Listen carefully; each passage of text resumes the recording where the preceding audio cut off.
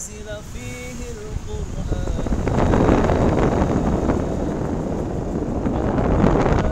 هدى للناس وبينات من الهدى والفرقان فمن شهد منكم الشهر فليصم ومن كان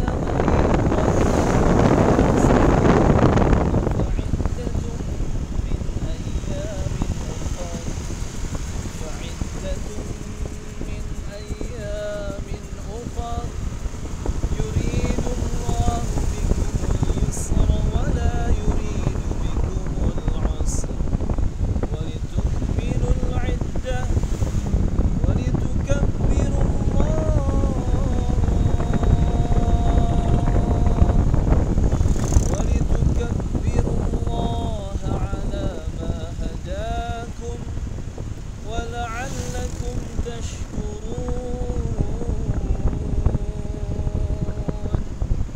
Semoga Allah Subhanahu wa taala memudahkan kita semua berjumpa dengan Ramadan pada tahun ini dalam keadaan kita siap lahir batin. Allahumma ballighna Ramadan. Allahumma amin. Assalamualaikum warahmatullahi wabarakatuh.